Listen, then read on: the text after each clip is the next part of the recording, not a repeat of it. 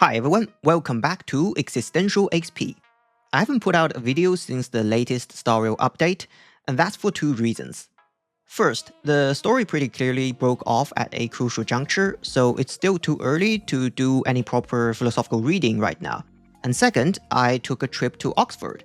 I was lucky enough to be invited as one of the panelists at the Antiquity in Simulation event, hosted by the Faculty of Classics at Oxford University.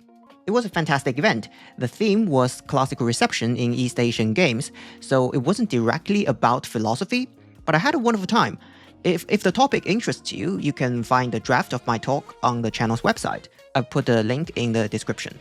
Anyway, the presentations and discussions were all really insightful, and some of the games mentioned hide a depth I hadn't even imagined before. If I have more time down the road, I'd like to talk about more games, not just Star Rail. That's how I envisioned the channel in the first place. That being said, I don't want to rush ahead with getting bigger and better as some kind of a necessary and inevitable goal. That would downgrade creation into production. Anyway, I'm not here to lecture today, which is why you notice there's no podium in the scene. Today is pure chit-chat. While we wait for the next stretch of the story, I want to take a step back and talk about the grand themes of Honkai Star Rail. This time, I won't and can't offer rigorous textual evidence. This is just the big picture feeling I get from connecting the story so far.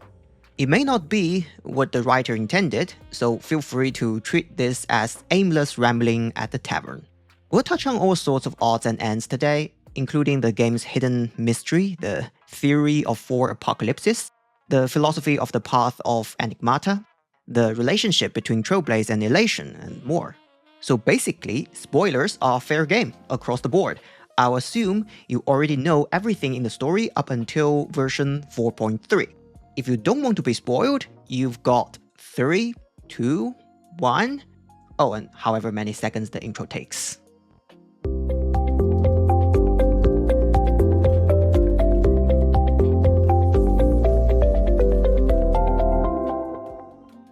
First off, a lot of people call Star Rail a science fiction game.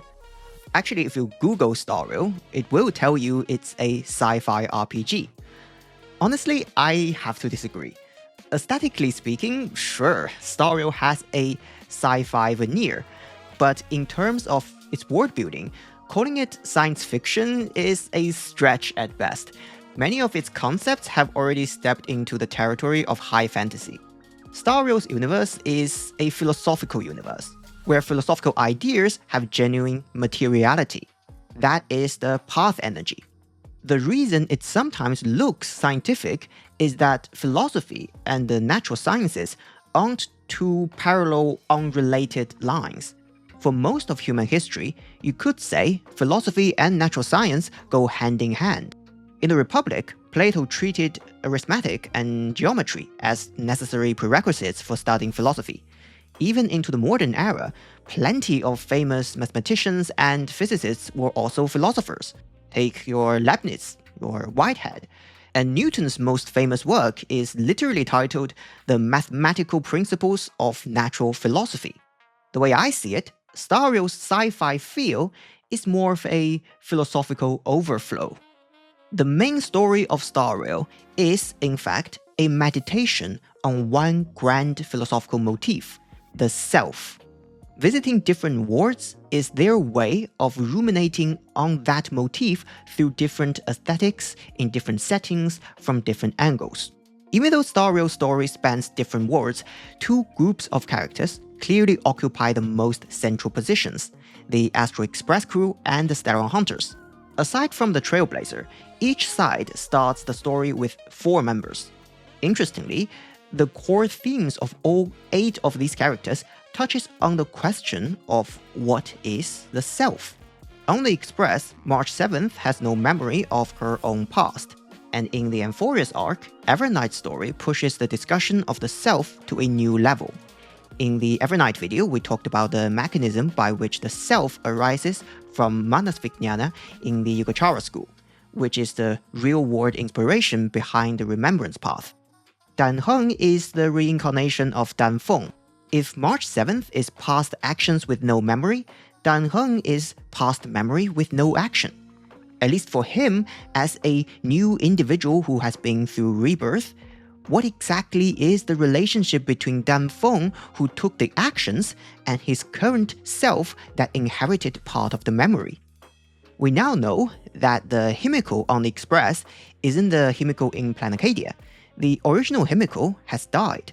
The current Himiko is an imagine she created, taking her place to board the Express and head for the stars in her stead.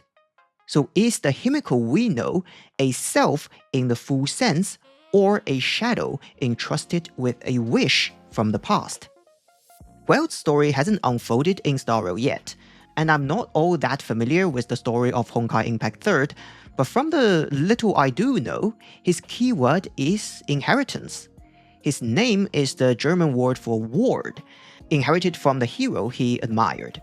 So is the self forever bound by the identity and responsibility inherited from that past, by the weight of an entire ward? Of course, if that reading is wrong, you could also consider this question. When you get old enough that even busting out some dance move hurts your back, is the self, in some sense, diminished as well? I started that sentence as a joke, but now I'm not too sure. Over on the Stellar Hunter side, Firefly's explorations of the self is the most explicit. She tells Sunday, outright, she lives for the self. As someone who suffers from entropy loss syndrome, she has an extremely brief lifespan. And in the video about her, we discussed the Heideggerian philosophy she embodies, being toward death, seeking the self with death as the point of reference. Silverwolf's future is to become an emanator of elation, but that also means becoming the shadow of the Dark Zone is her destiny. Every time she uses the level 999 cartridge, it's one small step the self takes toward fate. So within Destiny's framework of inevitability, does the self still have any value in existing? Blade has always been trying to forge himself into a sharp sword, and in 4.3 story, a sturdy cage, to become a tool for revenge with a clearly defined purpose.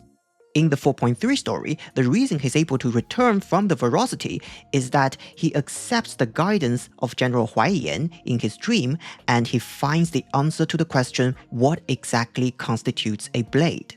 That clarifies the dialectical relationship between Blade as a tool, his purposiveness, and Blade as a substantive ground of the self, and so he forges himself anew.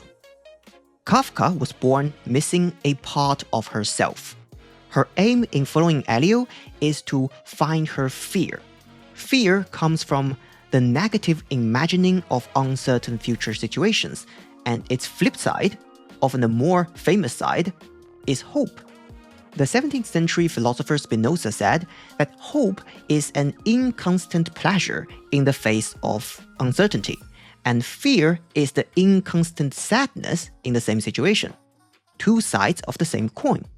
So the part of the self that Kafka wants to find is both fear and hope. At this point, you start to see Star Rail's arrangement of these 8 core characters' themes is highly structural. The 4 on the Express struggle with the self in the registers of memory, action, essence, and inheritance, all of which face the past. The 4 Stellar Hunters struggle with the self in the registers of death, fate, purpose, and hope, all of which face the future. If you think about it, the Express crew travels the path of Trailblaze. They look toward the future, so their blind spot is in the past. The Stellar Hunters who walk the path of Finality are exactly the reverse. The Express crew creates self from uncertainty. The Stellar Hunters rewrites self that's already cemented. That's why they need each other. That's why the Trailblazer was sent from the Stellar Hunters to the Express to achieve this synthesis. And in order to rewrite the self, the pre-existing self must cease to exist. If we view Star Rail's entire universe as the materialization of this meditation on the self, then what Finality represents is the collapse of that self. Let me clarify one thing first. Words like collapse and demise sound strongly negative, but that's just a mental habit of ours, trapped as we are in the cultural environment of modern society. Story-wise, Star Rail's writers don't paint Finality as some great evil enemy either. In fact, the Express Crew and the Stellar Hunters have an ambiguous relationship, somewhere between enemies and friends. Once we set down the baggage of value judgment, we can find a more interesting direction for analysis, which is this question: how does the collapse of the self happen? The in-game text mentions a theory called the Theory of Four Apocalypses, which says 4 paths will bring the universe to its finality: destruction, nihility, harmony, and the 4th path, revealed in Amphoria's, remembrance. I've seen people map these paths onto the various ways in which real-world physics predicts the universe could end: heat death for nihility, the big rip for destruction, and so on. But that's a pretty poor fit with the game's actual use of imagery. The way I see it, this not quite right situation is precisely because of the currently somewhat tangled relationship between philosophy and physics. What Star Rail really wants to discuss through the Theory of Four Apocalypses is the 4 ways the self collapses. And these 4 collapses correspond to the 4 pillars of the self, also the grand themes of Star Rail from this video's title, the keywords that recur again and again in the stories of every world. First, I'll lay out all 4 themes and give a big picture structure, then go through them one by one. The 4 themes are Flaw, the spatial dimension of the self. The absence of flaw leads to harmony. Motion, the temporal dimension of the self. The absence of motion leads to nihility. Love, the sustaining act of the self's spatial dimension. The absence of love, having flaw but not loving, leads to destruction. Creation, the sustaining act of the self's temporal dimension. The absence of creation, having motion but not creating, leads to remembrance. The flaw is a thread relatively easy to grasp. If you want to describe something's spatial properties, you usually describe its boundaries, because although its content holds it up, what defines it is its flaws. We all know the famous line from Anna Karenina: "Happy families are all alike. Every unhappy family is unhappy in its own way." Flaws are what let one individual, oneself, be distinguished from other individuals and other selves. 2 perfect things must be identical, otherwise at least one of them wouldn't qualify as perfect. In fact, the launch version already kicked off this discussion of flaws on the Xianzhou Luofu. The immortality the Xianzhou people once pursued is, in essence, nothing but an attempt to erase life's greatest flaw, finitude. Yet it led to the self perishing within the Marastruck. But the bulk of this discussion comes within Penacony. On the surface, Penacony is about free will. But if Star Rail really wanted to discuss that, it would be bizarre for Finality to be entirely absent from the picture. The central figure of Penacony is Xipe the Harmony. Xipe's databank entry makes it quite clear. Intelligent lifeforms must discard their cowardly selfishness and the differences between individuals, fusing into one singular melody. Selfish desires arise because the self has flaws. Individuals differ because the self has flaws. But harmony's fundamental pursuit is to erase these, to erase individuality.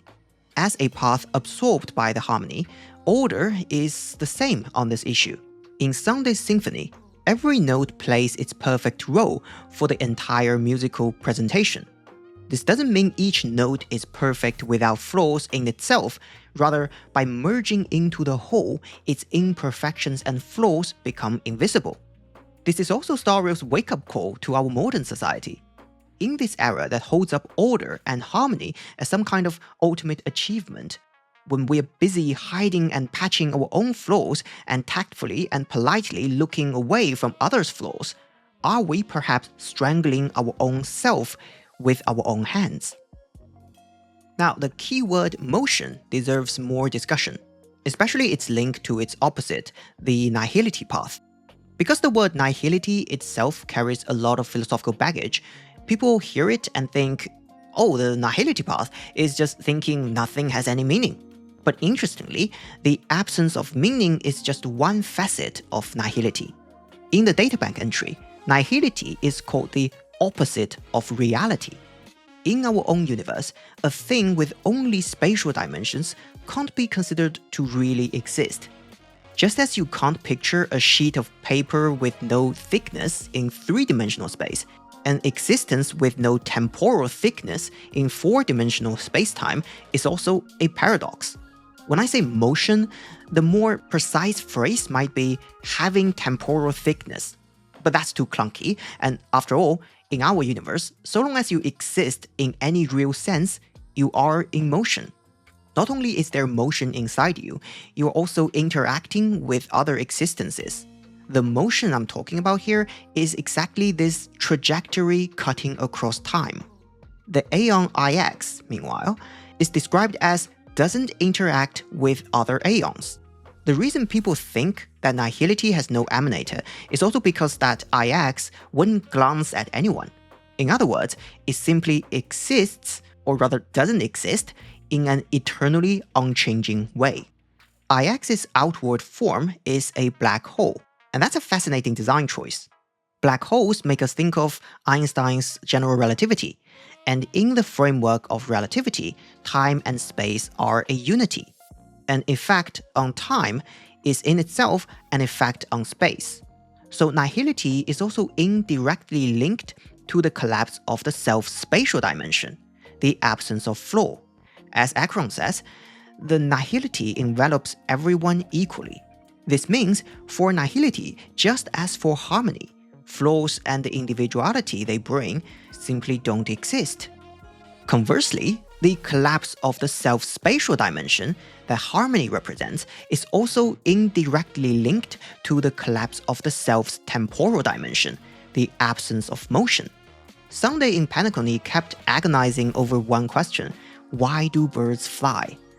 He believed that since falling is a possibility, we can't really say birds are meant to fly, or that flight is inherent to birds. By the time he loses Penacony's philosophical contest and joins the Express as its newest member, he says something that looks very strange. Falling is just another name for flying. From a physics standpoint, I want to offer a slightly poetic perspective. It doesn't line up 100% with the story, but I promise it's interesting. Since I'm not an astrophysicist, let's hear from Dr. Neil deGrasse Tyson. If you go 5 miles a second sideways, that's about 17,500 miles an hour. Then you're actually falling to Earth at exactly the rate that the curve of the Earth curves away from you. Right. So to drop an apple is for the apple to be in free fall, but to send an apple into orbit is also to be in free fall. Right. The falling apple and the orbiting moon are identical. The moon just happens to have a sideways velocity that the apple did not. You see, satellites orbiting Earth look like they are flying through space, but they are actually all in free fall. The reason they don't fall at a conventional sense is that they are moving forward at extremely high speed. Of course, I'm sure that if Dr. Tyson ever saw this video, he'd point out that a bird's flight works by aerodynamics, unlike a satellite. To which I can only say, correct, which is exactly why Star Rail isn't science fiction. The allegorical meaning of this perspective is that there is no essential difference between falling and flying. The only gap is that forward motion. Here, Sunday catches his own former philosophical fallacy. Order, as part of harmony, is an absence of motion, fundamentally ignoring the self's temporal dimension. Boarding the Astral Express is precisely his way of ruminating over motion. In fact, in the launch version, the Yarilo 6 story already spoke to the importance of motion, although what it mainly examined back then was the concept of preservation. On Yarilo 6, we witness the stagnation that followed once preservation's wish was granted by the Stellaron. And in version 3.8, we learned that back in Penacony, preservation usurped the longing for order by the frightened people in the dream. It is capable of doing this because the two indeed share this absence of motion. Without motion, there will be no danger. But Acheron tells us that without motion, there's also no self. When she was talking to Welt, Acheron raises the point that the reason birds as we see today can fly is that on a grand timescale, the entire species has been through countless deaths by falling. To look at only the birds flying or falling right now and conclude the bird's nature from that is a fallacy. Her grasp of motion, of the temporal dimension, is extremely precise. So here's the question. Acheron is an emanator of nihility, so she ought to practice the absence of motion. How is it that she instead has such a precise grasp of motion itself? It's simple. She does practice the absence of motion.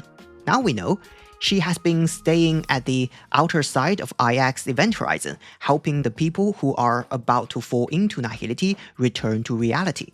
While ordinary nihility pathriders are inevitably dragged into motion by the black hole's gravity, she withstands that pull and manages to stay still relative to IX. That's the mighty power of an emanator. At the same time, if we switch to a different reference frame, we find that around a black hole, space flows inward like a waterfall, and at the event horizon, the speed equals the speed of light. So, to stay still just outside the horizon, you have to constantly swim upstream at nearly light speed. Acheron is exactly this paradox, both the ultimate stillness and the ultimate motion. The third keyword is love. This one is obviously inseparable from Cyrene. Among Star Rail's grand themes, love is the sustaining act of the self-spatial dimension, which means love is first built upon Flaw. In Cyrene's story about the crystal flower, the flawless crystal flower has no hurt and doesn't understand how to love. Only when it shatters itself and throws itself into the flawed world does love become possible. Note that the love here isn't the everyday I love you kind of love, but the love with a capital L that I mentioned in the latter part of the Cyrene video. It's the concept of love from Miguel de Unamuno, an affirmation of existence itself. Of course, in a flawed world, love isn't the only possibility. Where there's affirmation of existence, there is naturally negation of existence as well. Iron Tomb, as an emanator of destruction, is the antithesis of love. Demiurge versus Iron Tomb is the clash between love with a capital L and hatred with a capital H. Or to put it in less romantic, philosophical terms, the clash between the affirmation and the negation of existence itself. So why borrow the imagery of the Demiurge?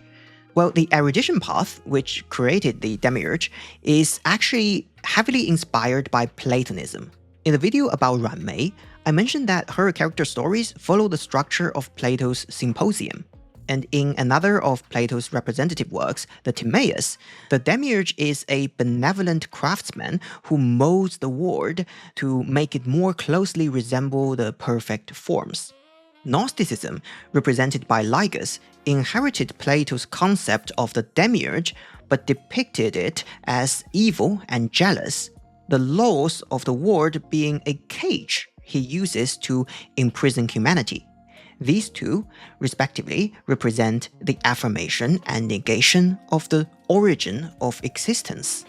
Besides love, Cyrene actually has another hidden keyword that is the last of the grand themes, creation, which is reflected in her role as the author of As I've Written and the stories of the flame-chasing journey.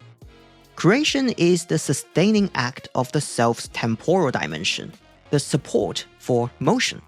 If you analyze Amphorius' story carefully, you'll find that beyond the epic battle with the destruction that Iron Tomb represents, Cyrene has another future she wants to avoid.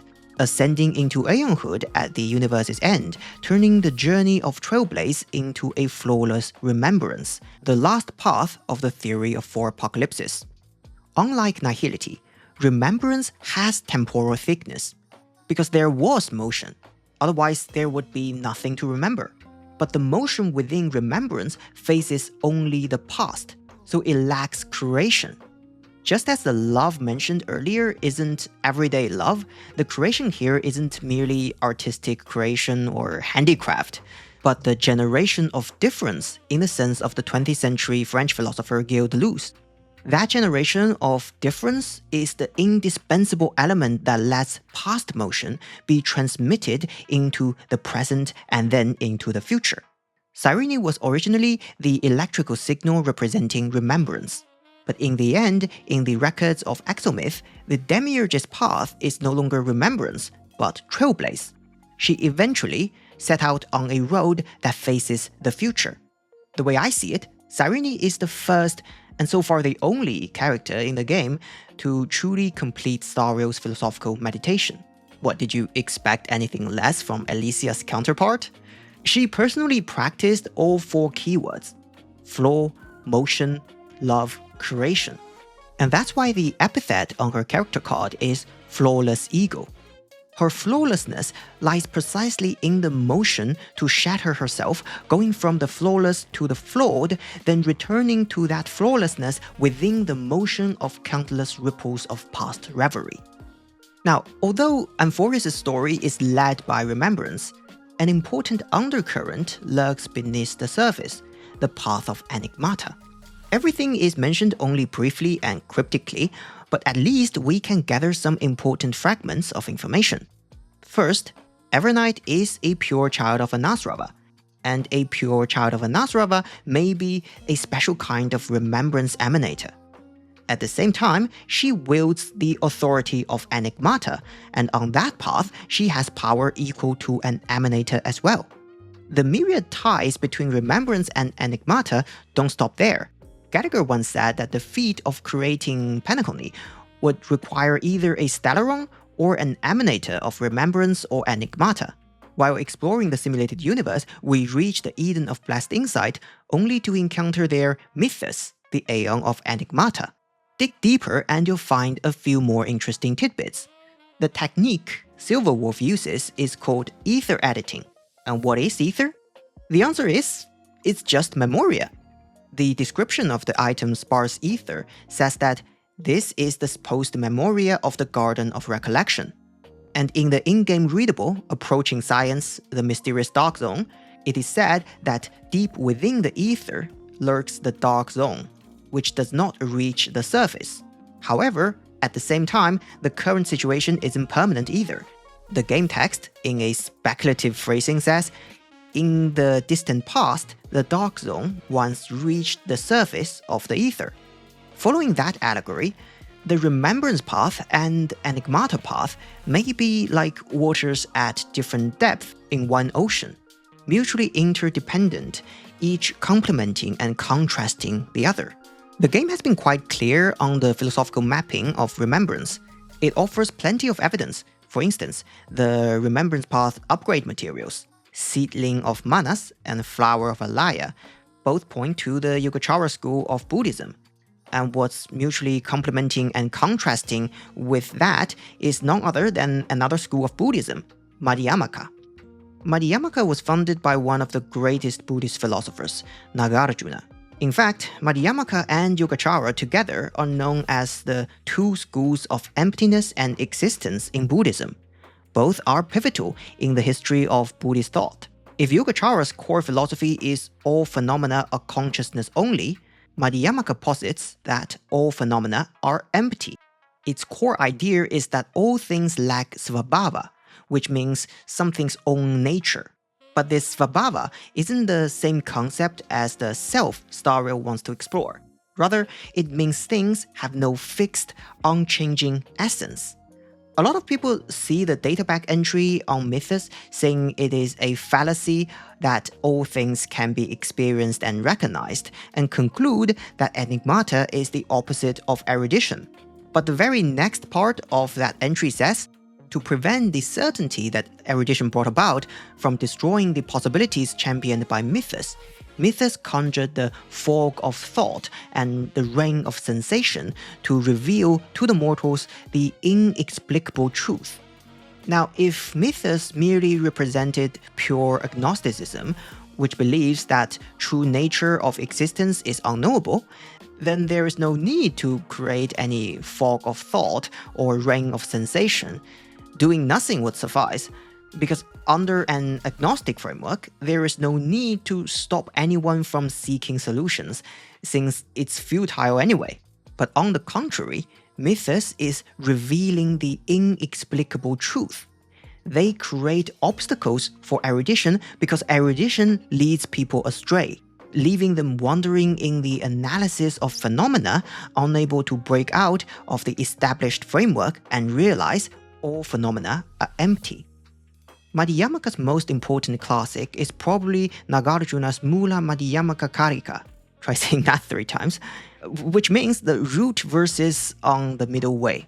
This scripture is fascinating. It doesn't tell you how things are.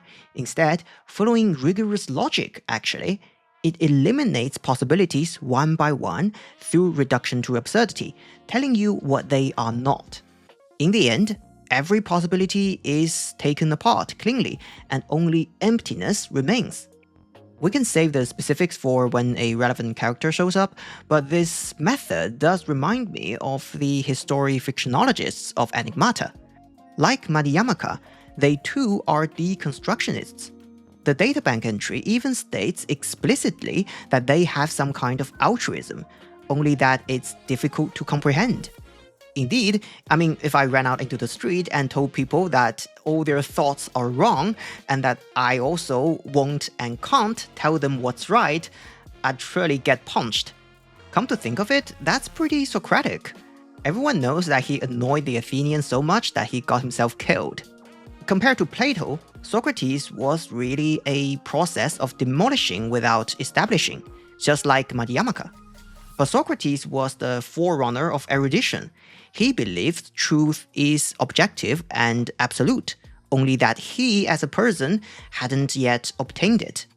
Madhyamaka's enigmata, however, holds that the truth as the object of cognition is not absolute, and that I, as the cognizing subject, I am not absolute either. Nothing has a fixed, unchanging essence, so the act of obtaining can't even get off the ground. In short, Madhyamaka and Yogacara walk the same Buddhist path, but their claims and emphasis conflict. One stresses absence, the fundamental emptiness. The other focuses on becoming, the sprouting of seeds in the consciousness. They are like a person walking on the surface of the water and their reflection in the water, heading to the same direction, yet their roads are, in a sense, opposite. This explains why Evernight has both the identity of a remembrance emanator and the power of an enigmata emanator. The distance you walk on the remembrance path and the distance your reflection walks on the enigmata path are inherently one and the same. When we talked about the Dark Zone just now, there was a small detail. The Dark Zone has countless ties to Silver Wolf. The present Silver Wolf is the last sovereign of the Dark Zone. By the way, the one who started the Dark Zone Empire is also her, just the future her who reached the level cap. This fits the Dark Zone's nature. As part of Ether, the Dark Zone too has its arrow of time running counter to reality, with causality reversed. But we know Silver Wolf isn't an emanator of enigmata, she's an emanator of elation. Yet she wields the authority in the domain of enigmata. This situation isn't without precedent. We already saw something similar in Amphorius, where Cyrene, an emanator of remembrance, made the ultimate choice of Trailblaze. It seems that just like Trailblaze and remembrance, elation and enigmata also have excellent affinity. And I think that's indeed the case. Remembrance and enigmata are two sides of the same coin, both face the past. Trailblaze and elation precisely supply their future-facing temporal thickness. In fact, the relationship between trailblaze and elation is also extremely close.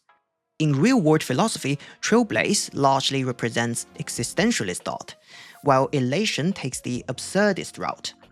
The grandmaster-level figures of these two schools, Jean-Paul Sartre and Albert Camus, had a personal relationship that's practically a miniature of these two philosophies. In one word, a love-hate relationship. Does love-hate count as one word?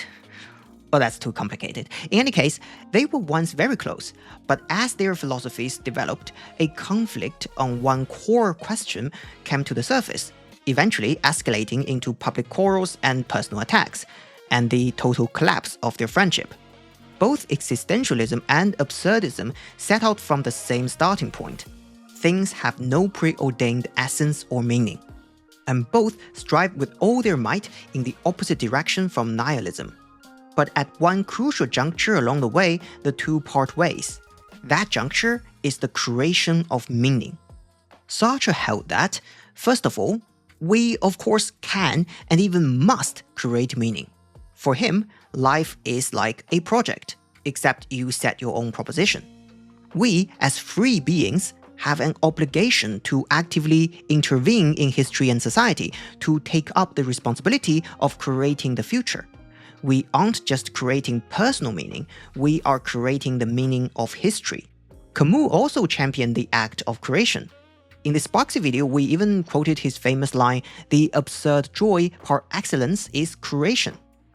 But for Camus, any attempt to let the meaning you create overstep its bounds, declaring it as some kind of historical inevitability, is no different from religious faith. Ultimately, the same as early existentialists like Soren Kierkegaard, who eventually embraced the divine. According to Camus, it's philosophical suicide. Metaphysically, it means, in the staring contest with the absurdity of existence, you blinked and you lost. He held that the true value of the act of creation is that it lets you experience life to the fullest possible. When an artist creates characters and depicts the world, they are experiencing life and realizing the absurd in a broader, more lucid way. And that's the greatest revolt against the absurdity of existence. Our existence doesn't need historical inevitability to vouch for it. Camus criticized Sartre because for the sake of this bright future yet to arrive, Sartre chose to support, or at least condone, bloody revolution. It's a sacrifice of morality and even lives in the present. The original intention may have been good, but in the end, it inevitably leads to tyranny. Because you are using a meaning you have defined to oppress the meaning of others. Sartre, in turn, criticized this view, holding that Camus' moral fastidiousness detached from reality was hypocritical on a larger historical scale, only resulting in villains taking hold of society and the expansion of suffering. Stepping outside the conflict of their specific claims, we can examine them from a macro view, and it's not hard to see that their thoughts run in the same broad direction, but one stresses becoming, the creation of historical meaning, and the other stresses absence, the non-existence of transcendent meaning. So in the philosophical collision of Star Rail's past, each found its past-facing best friend. On the becoming-focused side, Trailblaze found remembrance. In the absence-focused reflection, elation found enigmata. If I had to describe the relationship of these four paths, I'd draw a road on water. Take one wave that is surging forward as the present. Above the water surface, behind the wave is remembrance. Ahead is trailblaze. In the reflection beneath the surface, behind is enigmata, ahead is elation. The end of the road is the realization of the self. Last of all, I want to circle back to finality. Earlier we said finality is the collapse of the self. But collapse doesn't mean ending forever. It's precisely the collapse of the old self that makes the new self possible. Finality's aeon is terminus, reminding us of terminal station. We know that when a train reaches its terminal station, the rear car becomes the front car, returning to the start to set out anew. But we can't call this a simple repetition. When it sets out again, the passengers inside and the scenery outside will both have changed.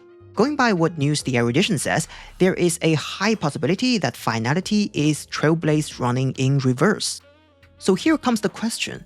If Finality is Trailblaze in reverse, and behind Trailblaze is Remembrance, given that Memoria or Ether is also running counter to time and causality, then what's the difference between Finality and Remembrance? The way I see it, the difference is actually pretty simple. But to get there, we need to hear the Dahlia describe the scene of Terminus ascending to Aeonhood. The Stellaron hunters described this scene to me. Something I've never seen myself. When Terminus ascends to godhood once more, they will manifest their 1,000-armed divine form and proclaim, "Now I am become Finality, lifting the wheel of time, the destroyer of worlds." Then, Terminus turned into a pack of black cats, distributing every ounce of their divine power between those creatures. The cats shall depart from the end of the world, going against the river of time, till the moment of the universe's birth. This description appears in version 3.8, right after Cyrene goes back through time and anchors causality in version 3.7. There is a strong consistency between these two acts. Terminus and Cyrene both turn back at the end of time, except Cyrene is at the end of a world rather than the universe. Both incarnate as countless copies of themselves, Cyrene as ripples, Terminus as cats. Both interfere with causality in the process of running counter to time, except Cyrene's interference is already complete while Terminus's incarnations are still ongoing.